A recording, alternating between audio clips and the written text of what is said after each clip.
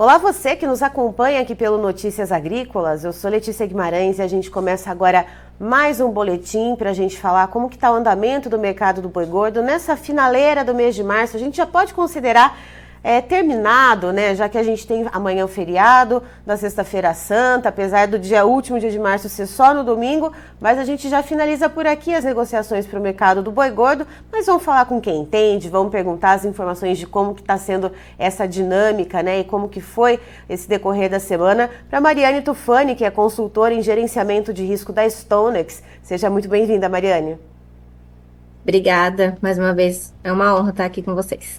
E você que está nos acompanhando, seja pela homepage do Notícias Agrícolas ou seja pelo YouTube, tá vendo essa caixinha aqui do lado de comentários? Mande suas dúvidas, comente por aqui como que está o preço da arroba do boi na sua região, como que está a dinâmica de negociações, pecuarista está na queda de braço com o frigorífico por aí, está relutando em vender por preço mais baixo, como é que estão as coisas por aí? Aproveite, vamos construir esse programa juntos aqui, vamos ajudar a costurar essa coxa de retalhos todos nós juntos, tá bom?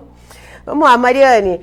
Essa finaleira de mês, contrato de março, né, para a arroba do boi gordo, já até saiu da telinha aqui da gente no AB3.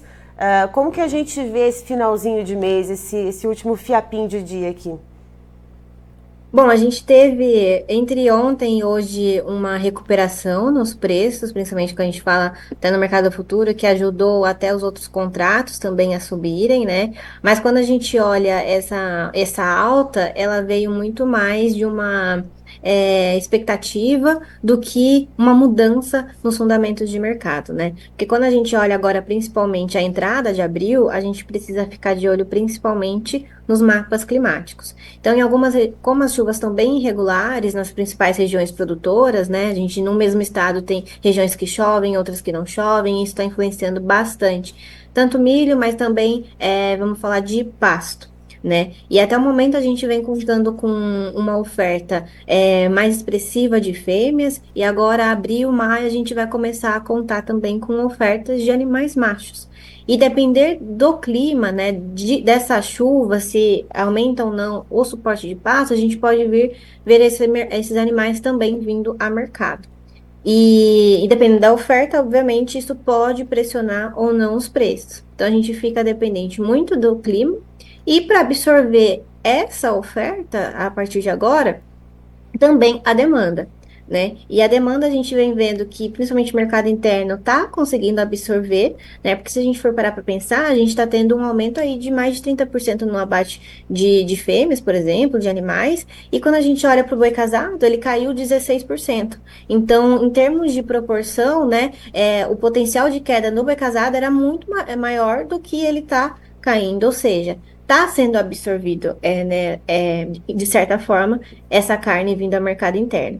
E também a gente está contando bastante também com as nossas exportações. Quando a gente olha para o volume exportado, seja janeiro, fevereiro e até os semanais aí que a gente tem de março, que ainda não foi consolidado, também está vindo num volume interessante, né? Então, a gente tem uma atenção na oferta que tem para vir e precisamos contar com uma demanda que continue firme para absorver esses animais, caso venha com maior força em oferta. A demanda interna, Mariane, só para eu entender um pouquinho melhor, os abates de fêmeas, eles acabam atendendo um pouco mais aqui o mercado interno, porque para exportação, geralmente só é exportado a carne de bois, né, de machos, é isso? Depende, né? Se forem fêmeas mais jovens, até 24 meses, né? 30 meses, a gente consegue exportar essas novilhas, essas categorias. Então, depende muito do mercado. Mas o maior grosso que a gente está falando de fêmeas que está sendo abatidas, está sendo acima de 24 meses. Então, a gente pode falar que é destinada para o mercado interno, sim.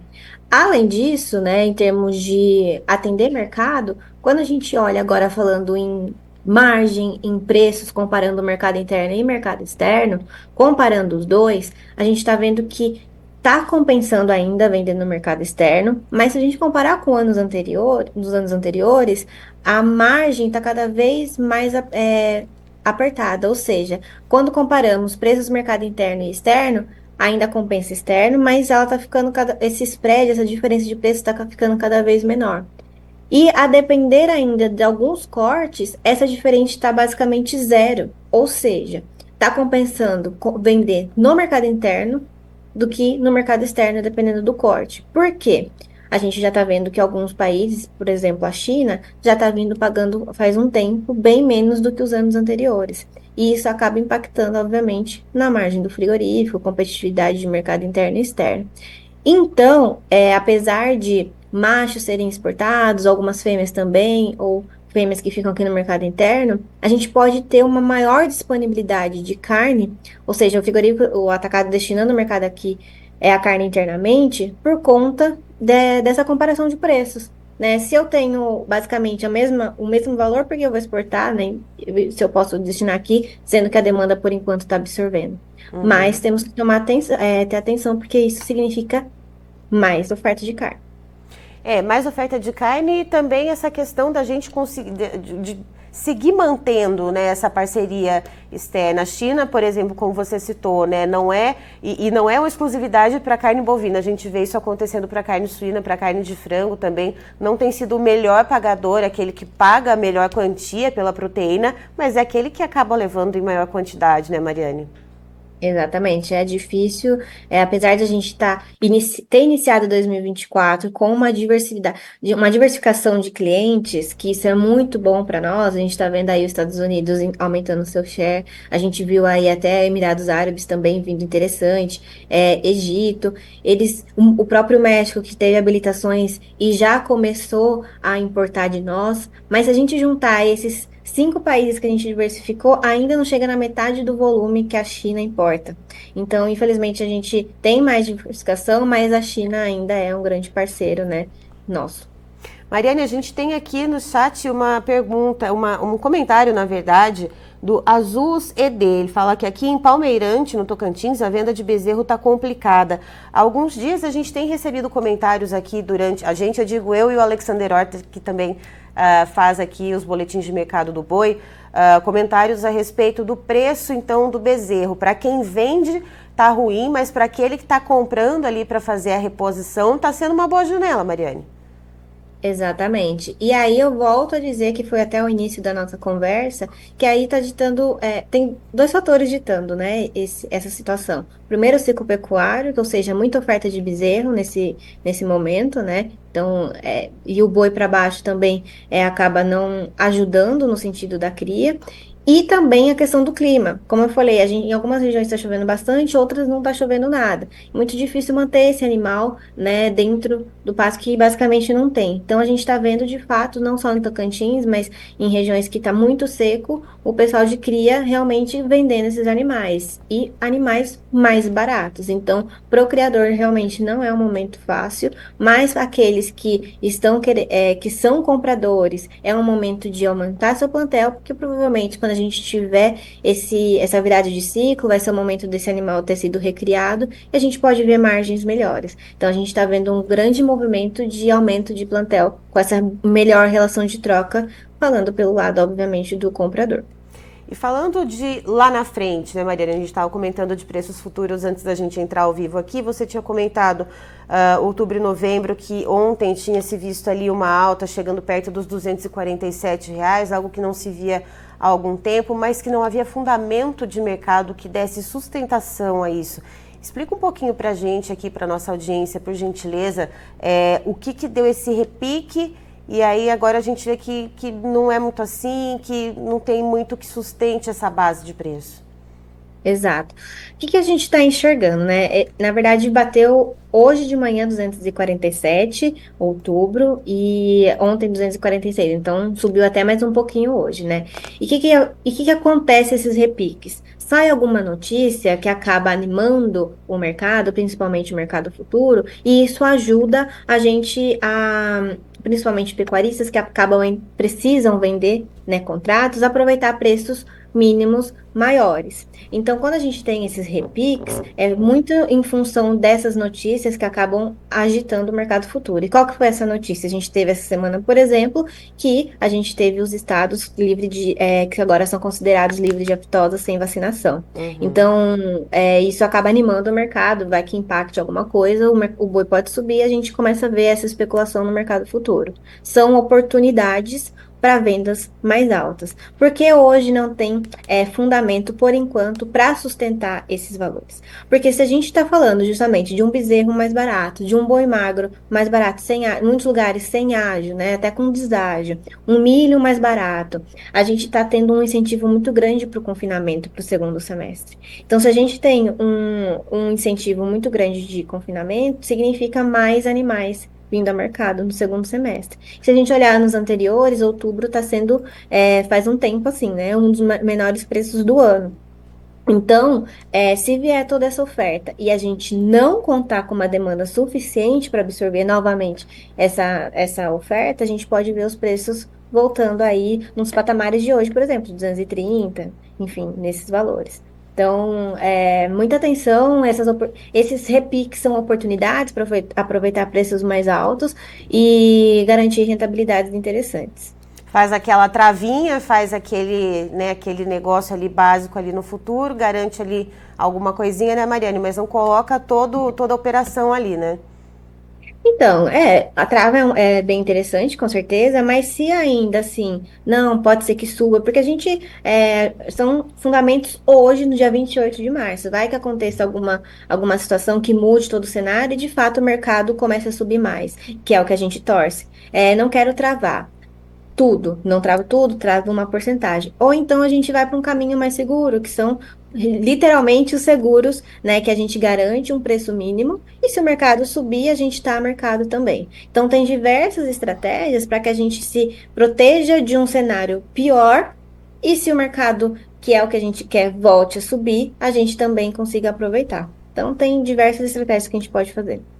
O José Mendes, ele tinha mandado uma pergunta aqui pra gente e acabou apagando aqui do chat, mas vamos ver se eu lembro bem. Depois, José Mendes, se você quiser mandar novamente, se quiserem corrigir você, você me corrija. O José Mendes, ele pergunta quando é que o preço do bezerro vai voltar a cerca de R$ 2.000. Ele fala da Chapada Diamantina, na Bahia. Ele fala que hoje o preço do bezerro lá está em torno de 1.000, 1.100. Tá complicado. É a pergunta de milhões, né? Exatamente quando vai voltar. É muito difícil a gente falar, a gente cravar, principalmente nesses patamares. Mas a gente pensar no ciclo pecuário e quando esses preços voltam, que a gente vê alguns anos atrás que estava nesses patamares, foi quando a gente teve menor oferta de bezerros. E quando acontece isso?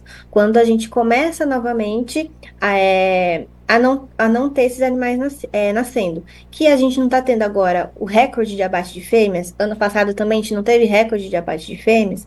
Então, ou seja, a gente vai ter menos matrizes produzindo esses animais. Então, provavelmente, em 2025 e 2026, a gente vai sofrer aí o mercado com uma falta de bezerros. E se a gente tem uma falta de bezerros, obviamente, esse preço, e depende da demanda, lógico, mas esses preços tendem a voltar a esses patamares, por exemplo. Então, a gente tem um potencial de volta aí por volta de 2025 e 2026, que é quando a gente vai ver o reflexo do abate de fêmeas que a gente está tendo hoje. Ou seja, segurem suas perucas, aguardem e tenham alguma paciência, porque vai levar um certo tempinho aí, né, Mariane? Exato, exato. Mas quem conseguir se planejar, conseguir passar por essa, tudo é cíclico, né? Tudo passa. Então, toda hora a gente tem um ciclo de baixa, outro momento, ciclo de alta. Então, se planejar para esse momento, com certeza vai conseguir aproveitar e surfar uma boa onda. Tá certo. Mariane, e para finalizar, hoje a gente vê agora nesse finalzinho de março, perdão, mercado físico está rodando em quanto mais ou menos a arroba bovina e a média de escalas de abate, como que a gente está vendo?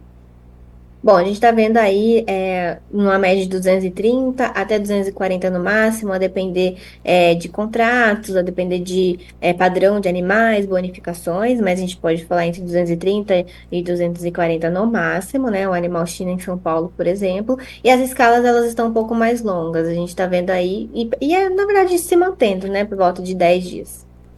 Certo. Mariane, muito obrigada. Você e todo o time da Stonex, cada um aí na sua área de competência, vocês são muito bem-vindos aqui no Notícias Agrícolas. A gente que agradece sempre. Obrigada.